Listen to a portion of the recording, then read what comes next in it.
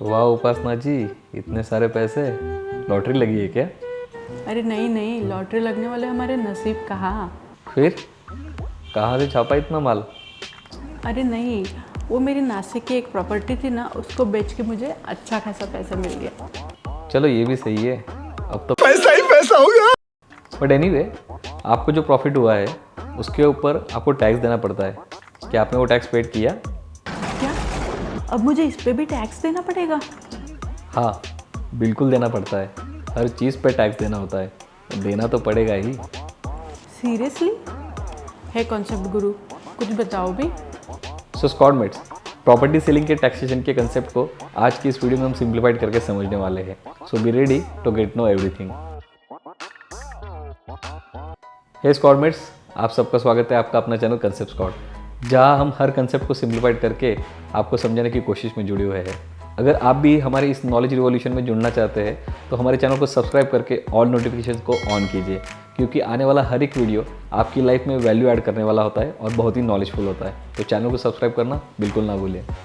2021 में हुए सर्वे के अनुसार 76% इंडियंस रियल एस्टेट में इन्वेस्टमेंट के ऑप्शन को ज़्यादा पसंदीदा और सेफ मानते हैं। उसी सर्वे के अनुसार 43% Indians as a secondary investment options के लिए और एक प्रॉपर्टी लेना पसंद करते हैं। लेकिन क्या आपको पता है, जब ये रियल एस्टेट प्रॉपर्टी हम बेचते हैं तो उससे मिले प्रॉफिट पे भी हमें टैक्स देना पड़ता है? जी हाँ, आपने बिल्कुल सही सुना।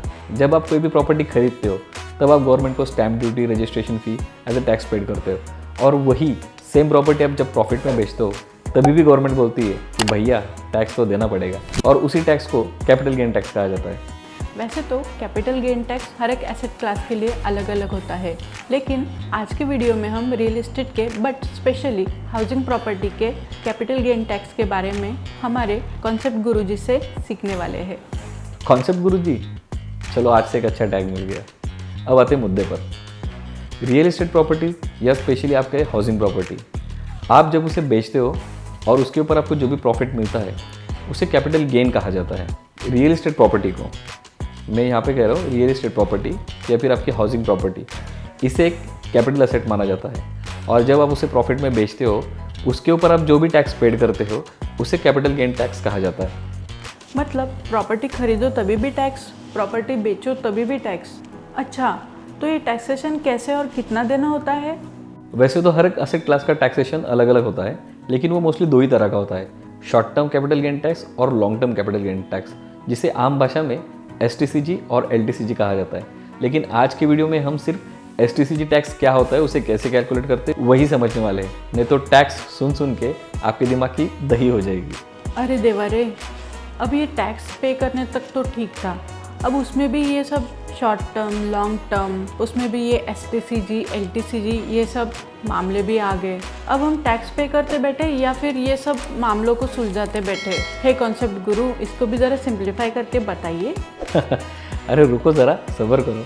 STCG टैक्स जो होता है उसके अंदर आपकी जो प्रॉपर्टी होती है, अगर उसको आपने परचेस करने के बाद 24 महीने के अंदर ही बेच दी, यानी कि 2 साल के अंदर ही बेच दी, तो आपको आपके टैक्स स्लैब के अनुसार आपको टैक्स देना पड़ता है। और LTCG टैक्स वो होता है कि जिसके अंदर आपकी जो प्रॉपर्टी आपने परचेस की है उसके 24 महीने के बाद, यानी कि 2 साल के बाद अगर आप बेचते हो तो आपके प्रॉफिट के ऊपर आपको 20% के हिसाब से आपको टैक्स देना पड़ता है। और हाँ, ये जो टैक्स है ये आपको आपके प्रॉफिट के ऊपर ही देना पड़ता है। चलो इसे उपासना वाले प्रॉपर्टी के एग्जाम्पल के साथ समझते हैं। और हाँ, इस वीडियो को स्किप करने की सोचना भी मत, क्योंकि आगे हम एक इंपॉर्टेंट टॉपिक बताने वाले, वो कहीं आपसे मिस ना हो जाए। लेट्स एज्यूम उपासना ने जो प्रॉपर्टी अभी 24 महीने के अंदर बेची है वो उसने 50 लाख में बेच दी, 50 लाख में बेच दी, और उसके लिए उसने ब्रोकरेज, डॉक्यूमेंटेशन, इसके लिए 50,000 रुपये खर्च कर दिए। यानी कि उपासना की प्रॉपर्टी की नेट सेल वैल्यू हुई 49,50,000। लेट्स एज्यूम उपासना ने ये जो रॉ प्रॉपर्टी खरीदी होगी वो 40 लाख में खरीदी होगी, 40 लाख में खरीदी होगी, including stamp duty, registration, brokerage, everything. इस प्रॉपर्टी के अपग्रेडेशन के लिए उपासना ने समझिए 5 लाख रुपए खर्च कर दिए, जैसे कि पेंटिंग, फर्नीचर वगैरह वगैरह। तो मतलब कि उपासना की इस प्रॉपर्टी की नेट बाइंग वैल्यू हुई 45 लाख रुपीज़। अब बस हमें सिर्फ उपासना की जो नेट सेलिंग वैल्यू है उसमें से उसकी नेट बाइंग वैल्यू को माइनस करना है। मतलब कि उपासना के एग्जाम्पल में हमने देखा था कि उपासना की जो नेट सेलिंग वैल्यू थी प्रॉपर्टी की वो थी 49,50,000 रुपीज़। उसमें से उपासना की जो नेट बाइंग वैल्यू थी 45 लाख रुपीज़, उसको हमको माइनस करना है। तो उपासना के केस में उपासना का जो प्रॉफिट था, या आप कह सकते हो कि शॉर्ट टर्म कैपिटल गेन था, वो 4.5 लाख रुपए हो गया। और बस इसी 4.5 लाख को उपासना के उसके टैक्स स्लैब में डालकर उसके ऊपर उसको कैपिटल गेन टैक्स देना है। उपासना के एग्जाम्पल में हमने देखा कि सपोज उपासना 30% टैक्स स्लैब में आती है, तो 4.5 लाख का 30% होता है 1,35,000। तो उपासना की short term capital gain tax liability बनती है 1,35,000 रुपये। बस इसी तरह आप भी आपकी प्रॉपर्टी का short term capital gain tax calculate कर सकते हो। आप चाहे तो इस वीडियो को पॉज करके थोड़ा बैकवर्ड जाके सारे कैलकुलेशंस को समझ के आपके पॉइंट ऑफ व्यू से भी कैलकुलेट कर सकते हो। और हाँ, वीडियो के अंत में एक इंपॉर्टेंट बात बताने वाला हूँ, बाद में मत कहना कि बताया नहीं था। ये हुई ना बात। अब मैं ये STCG टैक्स के बारे में समझ गई। अब ये LTCG क्या होता है, इसको कैसे कैलकुलेट करते हैं? अरे उपासना जी, एक ही दिन में पूरा टैक्सेशन का पार्ट पढ़ लोगी क्या? हमारे व्यूवर्स भी टैक्स सुन के थक जाएंगे।